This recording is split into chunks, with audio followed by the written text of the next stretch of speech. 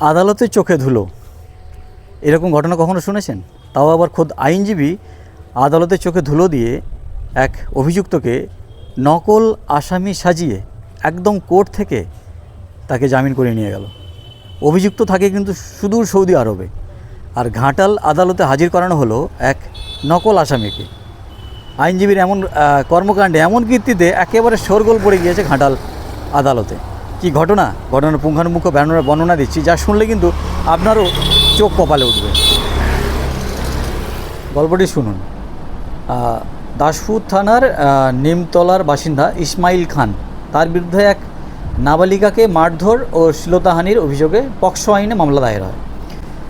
ঘটনার পরই সে সৌদি আরবে পালিয়ে যায়, কিন্তু পরে আদালতে অন্য এক ব্যক্তিকে ইসমাইল খান সাজিয়ে তার পরিচয়ে হাজির করিয়ে জামিন করিয়ে নেওয়া হয়, এমনই অভিযোগ। তো 2025 সালের 1 এপ্রিল তার এলাকার একটি রাস্তা ঢালাইকে কেন্দ্র করে ইসমাইলের সঙ্গে তার এক প্রতিবেশীর বচসা বাঁধে। সেই সময়ে ইসমাইল এক নাবালিকা কন্যা সন্তান, তাকে মারধর করে এবং তার শ্লীলতাহানি করে বলে অভিযোগ।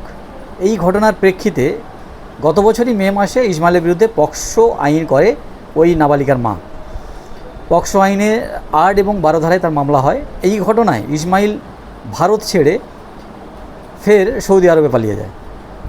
আর ফেরার অবস্থাতেই ইসমাইল যখন ফেরার ছিল ওই অবস্থাতেই একবার বাড়ি আসার জন্য এয়ারপোর্টেও নেমেছিল বাড়ি আসবে বলে, কিন্তু আইনজীবীর পরামর্শে সে এয়ারপোর্ট থেকেই সৌদি চলে যায়। পরে ইসমাইলের আইনজীবী বরুণ শাসমল সে একটি নকল ইসমাইল সাজিয়ে, অন্য এক ব্যক্তিকে ইসমাইল খান সাজিয়ে 2025 সালের 18 ডিসেম্বর আদালত থেকে ইসমাইলের জামিনের ব্যবস্থা করে।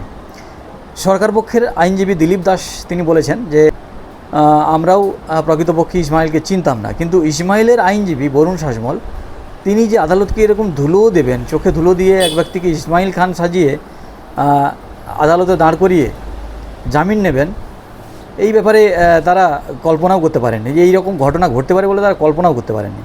ওই সময় যখন জামিন হয়, ওই সময় জামিনদার হিসেবে ওই আদালতের 2 মহুরি সঞ্জয় মণ্ডল ও বিক্রম মান্না তারা ছিলেন জামিনদার হিসেবে। সেদিন কিন্তু বিষয়টি কেউ বুঝতে পারেননি। এই ঘটনার পর যখন ইসমাইল জামিন পেয়ে গেল, ইসমাইল জামিন পাওয়ার পর মামলার একটি ধার্য দিনে নির্যাতিতার মা আদালতে এসে যখন জানতে পারেন যে অভিযুক্ত ইসমাইল জামিনে মুক্তি পেয়ে গেছে, তখন তার মাথায় যেন বিনা মেঘে বজ্রপাত হয়। কারণ যেহেতু তিনি ওই ইসমাইলের প্রতিবেশী, তাই তিনি জানেন যে ইসমাইল কখন সৌদি আরব দিকে বাড়ি ফিরেছে কি না বা বাড়িতে আছে কি না সব জানেন। তো যখন তিনি শুনলেন যে ইসমাইলের জামিন হয়ে গেছে, তখন তিনি জিজ্ঞেস করলেন যে কীভাবে সম্ভব? ইসমাইল তো ফেরেইনি, ইসমাইল তো দুবাইতে রয়েছে, সৌদি আরবে রয়েছে, সেখান থেকে কীভাবে এইভাবে জামিন হয়? এই ব্যাপারে সরকার পক্ষের আইনজীবী তিনি তখন লিখিতভাবে আদালতের কাছে প্রশ্ন তোলেন যে মূল অভিযুক্ত বিদেশে আছে, অথচ তার পরিবর্তে অন্য একজনকে আদালতে হাজির করিয়ে কী করে জামিন পেতে পারেন? তখনই এই প্রশ্নটা ওঠে এবং তখনই এই তদন্ত শুরু হয়। এই তথ্য যখন সামনে আসে, তখন তারপর গত 3রা ফেব্রুয়ারি আদালত দাসপুর থানার ওসিকে পুরো বিষয়টি বিশদে তদন্তের নির্দেশ দেন। পুলিশ ভিসা ও পাসপোর্ট দপ্তর থেকে সুনিশ্চিত হয় তদন্ত করে যে ইসমাইল আদালত থেকে জামিন পাওয়ার সময় তিনি ভারতেই ছিলেন না, তিনি বিদেশেই ছিলেন। এবং এ বিষয়ে ঘাটাল মহকুমা অতিরিক্ত জেলা ও দায়রা জজ ময়ূক মুখোপাধ্যায় তিনিও দুবাইতে থাকা ওই প্রকৃত অভিযুক্ত ইসমাইল খানকে আদালতে হাজির হওয়ার নির্দেশ দিয়েছেন। ইসমাইলকে কোর্টে হাজির করার নির্দেশ দিয়েছে আগামী 10ই জুন। ঘাটাল আদালতের সিনিয়র আইনজীবী তপন কুমার রায় বলেছেন যে এটা একটা সংশ্লিষ্ট আইনজীবীর পক্ষে করা একদম ঠিক হয়নি, কারণ ওই সংশ্লিষ্ট আইনজীবী আদালতের সঙ্গে প্রতারণা করেছে, একেবারে বিশ্বাসঘাতকতা এবং পেশাগত অসদাচরণ করেছেন, এছাড়া আর কিছুই নেই।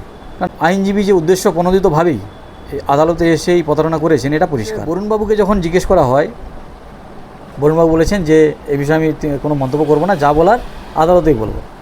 তবে ঘাটাল বার অ্যাসোসিয়েশনের সদস্যরা বিষয়টি ঊর্ধ্বতন কর্তৃপক্ষকে জানিয়েছেন এবং ওই আইনজীবীর বিরুদ্ধে কী ব্যবস্থা নেওয়া যায় তার প্রস্তুতি নিচ্ছেন।